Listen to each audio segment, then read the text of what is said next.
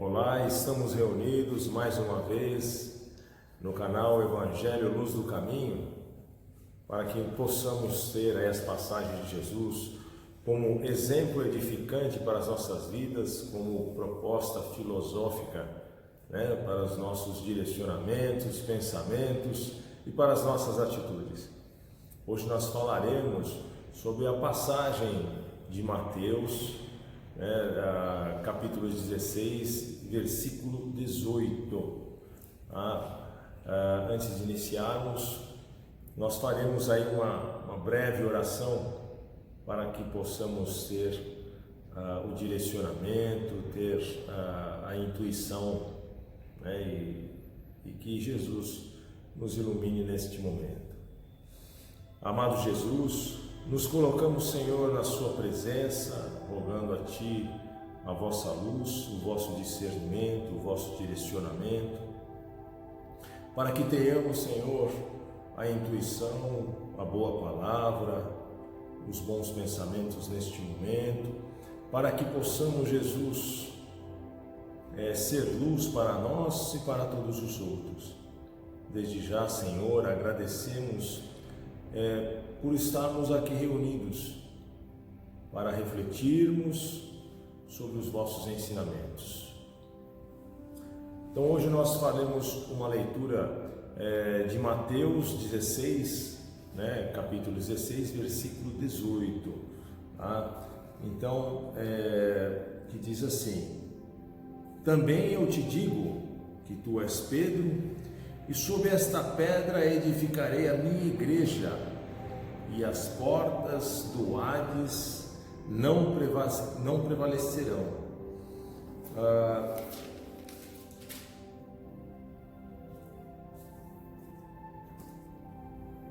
Interessante assim, que quando a gente vê essa palavra Hades, só para que vocês entendam, Hades é um deus da mitologia grega, que é o deus do inferno. Na mitologia grega é o Deus que cuida do inferno, ele que fica ali sobre as almas que estão sobre o seu jugo. Então, a Bíblia que eu faço a leitura é a Bíblia de Jerusalém, e ela traz assim muitos dizeres da tradução grega. Então, por isso que ela tem alguns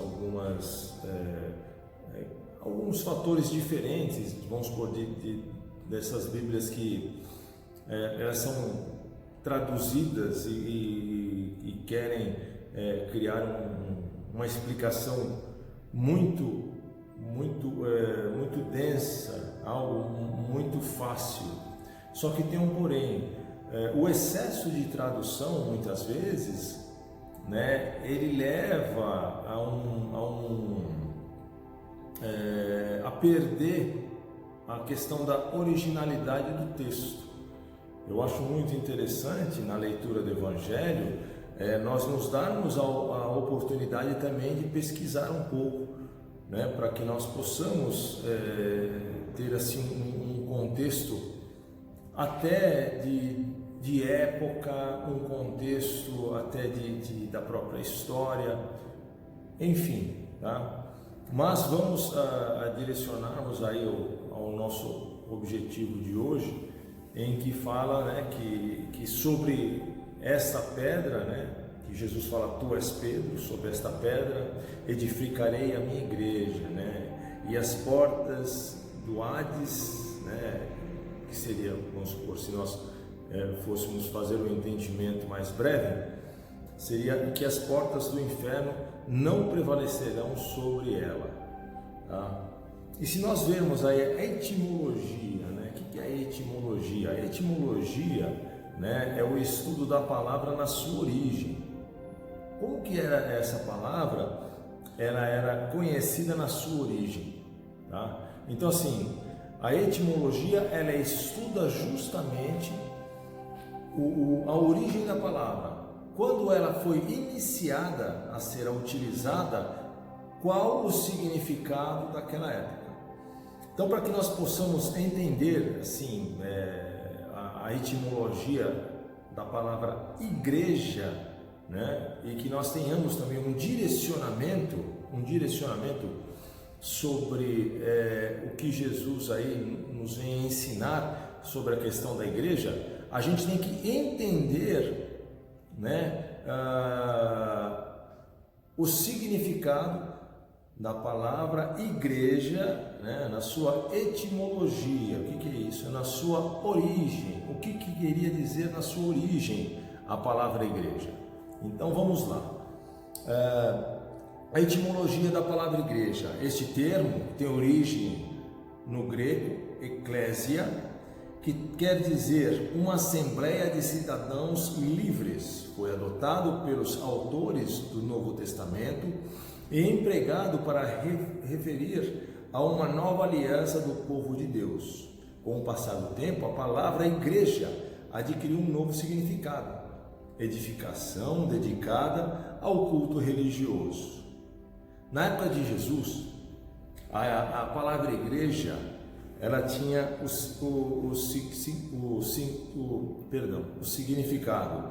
Na época de Jesus era vivo, né? Na época que Jesus era vivo, havia 3 instituições em Israel: o templo, a sinagoga e a eclésia. Eclésia era a forma com que era falado igreja. Então, na época de Jesus, igreja se falava eclésia, tá? que era proveniente do grego. As 2 primeiras tinham um caráter religioso e, na verdade, correspondiam a uma construção concreta. O que é a construção concreta? É aquela que era feita de tijolos, era uma casa mesmo, né? Um templo, né? Era um local onde se reuniam. No entanto, a terceira, que era a eclésia, né? Se referia a uma assembleia de cidadãos, e esta, por sua vez, não tinha relação nenhuma com edificação religiosa. No entanto, no Novo Testamento, o termo eclésia foi adotado para referir a comunidade de pessoas que seguiam a doutrina de Jesus Cristo. Nesse sentido, Jesus dirige a Pedro e diz: Tu és Pedro, sobre esta pedra edificarei a minha igreja. Segundo as diversas doutrinas cristãs, Jesus é o germe de uma nova comunidade religiosa ou igreja. Sua principal missão consiste em convocar todos os homens ao reino de Deus. Da mesma forma que, a partir da comunidade religiosa, o Evangelho passa a ser proclamado. Por último, na liturgia católica, a Eucaristia é o termo fundamental da atividade realizada na igreja. Então, veja bem, eu diria assim que o interessante, né, que quando a gente fala em igreja, a gente tem que ter muito o discernimento da etimologia da palavra, o que Jesus realmente ele quis nos transmitir. Jesus naquela época era o mesmo que ele se dissesse assim, ó: sobre este local, né, reunir-se-ão pessoas que aprenderão a partir do Evangelho. Por que eu digo isso? Hoje, não somente hoje, como já há milênios, né?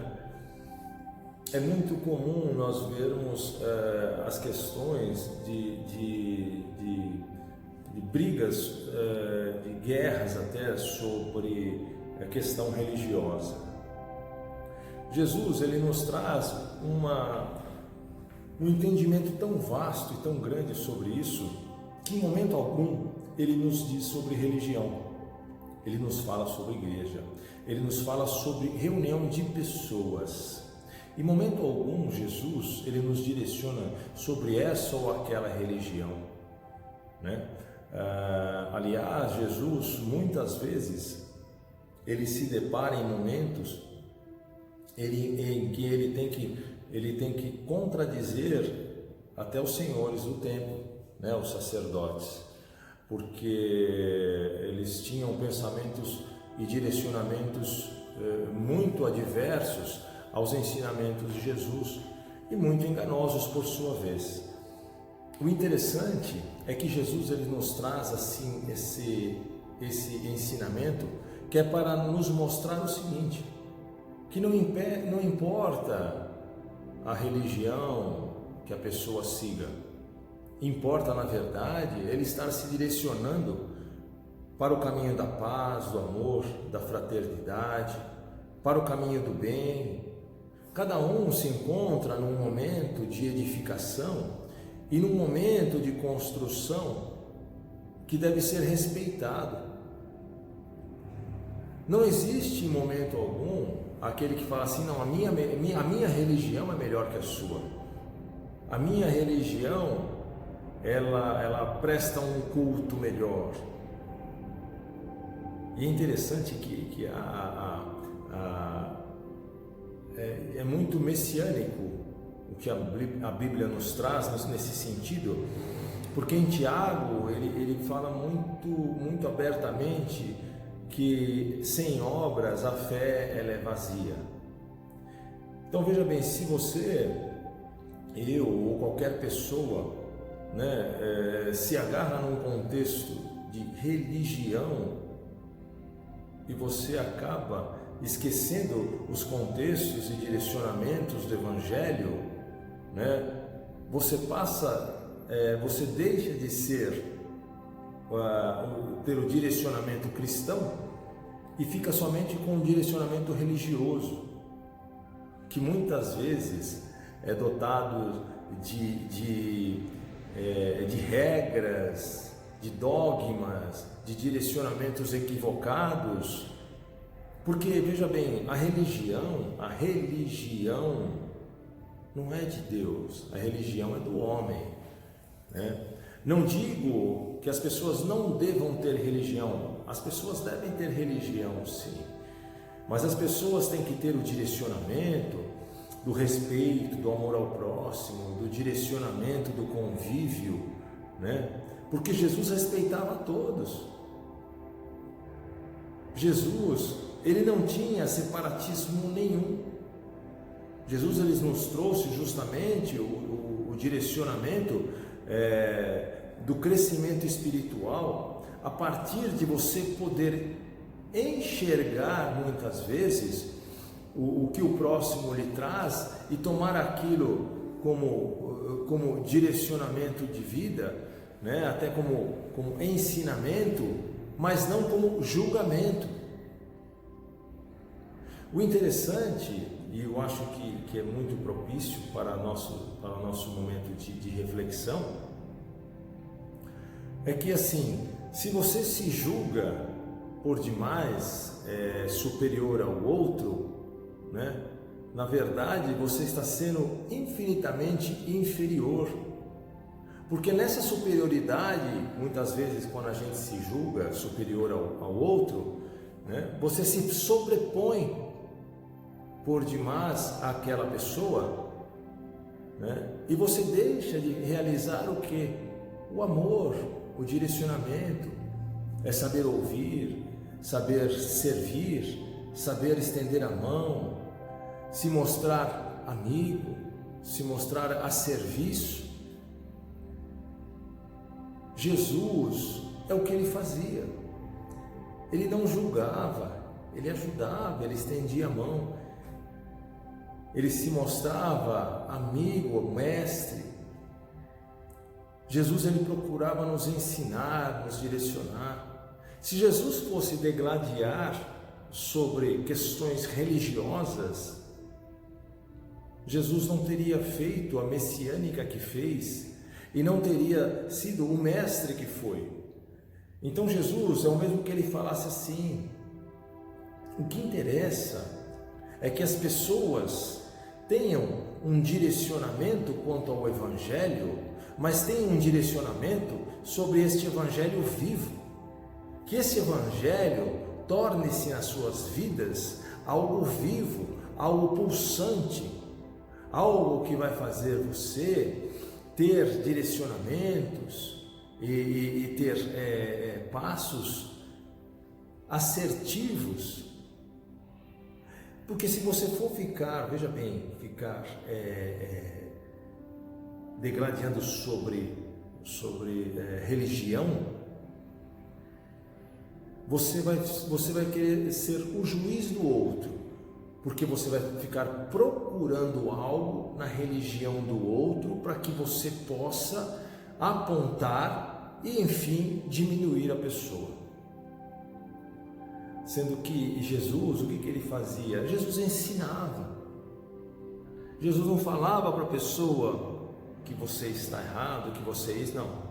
Tanto que eu acho muito interessante e é maravilhoso a passagem de Maria Madalena, quando Jesus a pega pelos braços e fala para ela, você vê alguém aqui que a julga? E ela fala, não, e ele fala, muito menos eu. Isso, olha, é de um exemplo assim de não olhar, né? Não querer se fixar ao que o outro fez ou deixou de fazer, que não foi bom, né? Mas, obviamente, que você se fixa onde? No que a pessoa fez de bom, no que a pessoa pode fazer, né? Naquela projeção da pessoa que ela é um ser mutável. Se aquilo que fez não foi bom, não está sendo bom, pode vir a ser. Veja bem, é muito melhor num momento desse você dar um direcionamento, né, de se mostrar como você falar algo bom, algo que venha trazer uma reflexão, né, algo sábio para que a pessoa venha a se direcionar, do que o julgamento, né? Que o julgamento, ele muitas vezes ele vai trazer a ira, vai trazer o ressentimento. Não, mas traga o amor, né? E Jesus, quando ele traz essa questão da igreja, ele fala justamente isso, né? Que para se reunir, para conversar e para aprender, né, sobre o Evangelho, a partir do Evangelho, que esse Evangelho realmente torne-se vivo na sua vida, Jesus em momento algum ele fala, não, que somente quem pertencesse ao templo ou à sinagoga poderia estar presente ali. Ou se nós fôssemos, vamos ser mais diretos, se nós colocando no nosso tempo, nos dias de hoje, somente aprenderá quem for ou católico, ou for crente ou protestante, ou for espírita, ou for do espiritismo afrodescendente. Jesus não coloca isso. Jesus, ele entende que o amor e o crescimento espiritual, o direcionamento, ele é aberto a qualquer um. E não cabe a mim e nem a ninguém fazer divisões e fazer direcionamentos que Jesus não fez. Então a edificação que Jesus tanto fala, esse direcionamento maravilhoso que Jesus tanto fala, é para qualquer um, para qualquer pessoa. Se nós nos dermos assim a oportunidade de olhar assim o Evangelho da forma com que ele nos traz a gama de ensinamento e direcionamento, na época de Moisés, né, tinha muita coisa relacionada ao olho por olho, dente por dente, porque até mesmo era um povo que foi gerado dentro do cativeiro com muita dureza, sabe? Era um povo que foi muito maltratado, muito massacrado. E Moisés, até mesmo para que pudesse fazer com que as pessoas entendessem o direcionamento correto, ele tinha leis duras. E a partir de Jesus, quando Jesus ele vem, o interessante é que Jesus ele deixa isso muito claro. Ele fala assim: eu não vim para abolir a lei, mas eu vim para trazer o amor à lei, né? Então assim, quando ele fala do amor, ele fala da aceitação, ele fala da compreensão, ele fala da fé, ele fala da caridade, ele fala do entendimento, da relação das pessoas, em você aceitar o seu próximo como ele é. E você sabe que um dos maiores direcionamentos do amor é você aceitar o seu próximo com as suas mazelas. O que seriam as mazelas? Tudo aquilo que ele traz, que muitas vezes não te agrada. Essa é a maior prova de amor, uma das maiores provas, né? É você aceitar o ser humano como ele é. Não adianta você querer desenhar a pessoa para que ela seja da forma que você queira. Isso não é amor, isso é ego. Você está espelhando o seu eu na pessoa. E você quer, na verdade, se ver num espelho. Então você deseja com que a pessoa seja igual a você. O verdadeiro amor, quando a gente fala do amor ao próximo, você aceita a pessoa com toda a bagagem negativa que a pessoa traga. Só que isso para você não faz diferença alguma. Você compreende que como você, o outro se encontra num processo de crescimento e cada um vai ter o seu momento e o seu start para ter a mudança que venha a ter, o momento certo, a hora certa. O que na verdade, o que mais ajuda num momento desse é você abraçar o seu irmão como irmão e saber dar o direcionamento, saber conversar, saber mostrar pelo amor a compreensão, a direção.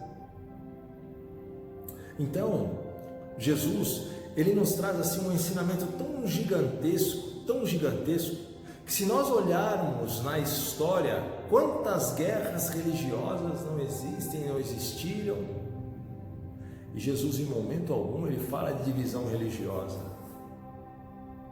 Jesus ele fala somente que será edificado, né, sobre esta pedra, né, a igreja dele. Quer dizer, reunir-se-ão pessoas que aprenderão com o Evangelho. Só.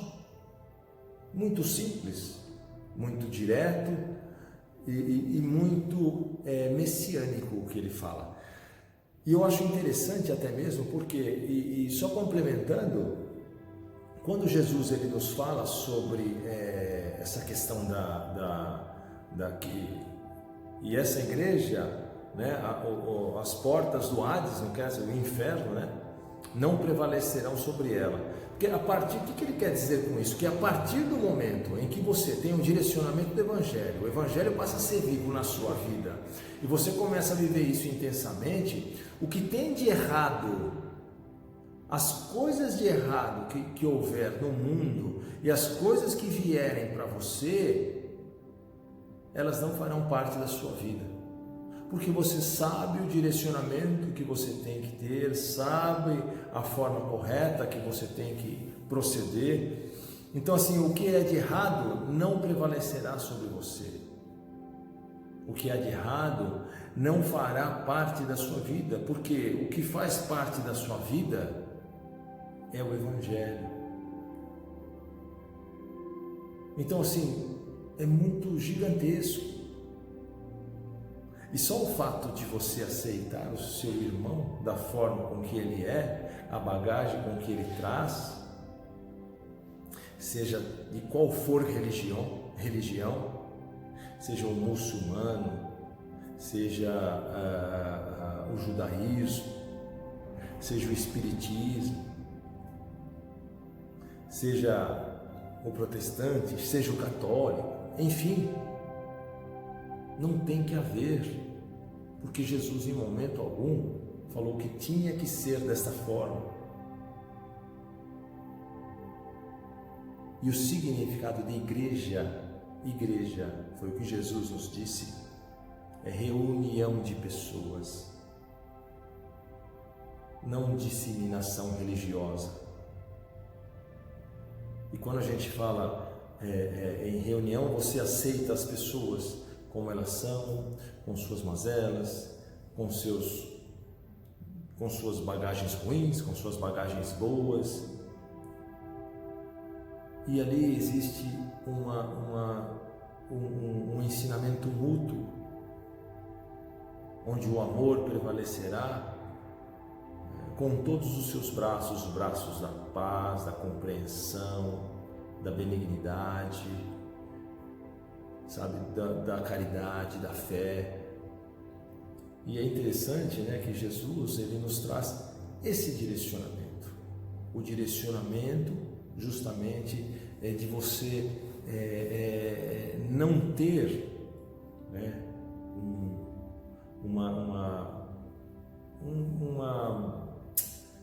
um preconceito religioso, e sim você aceitar o seu irmão como é que ele é, né?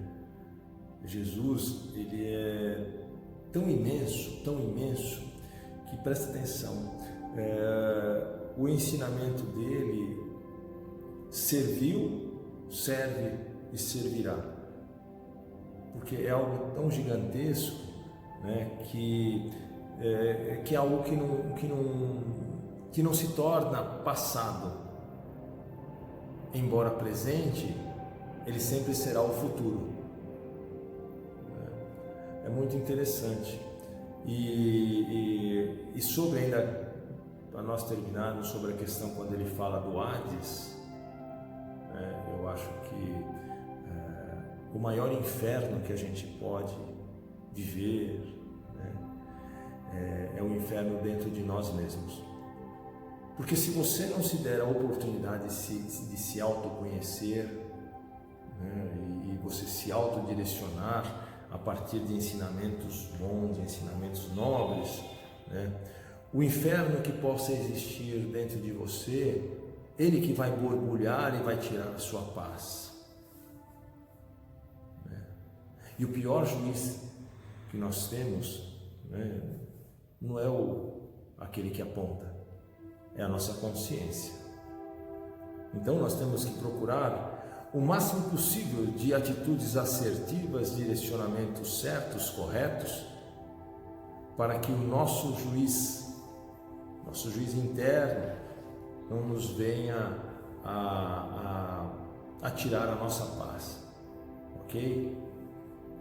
Então vamos ficando por aqui, sobre essa passagem de Jesus, o que nós lemos hoje é tão pequenininho, mas de um contexto gigantesco, de um ensinamento para as nossas vidas absurdo, e de uma luz,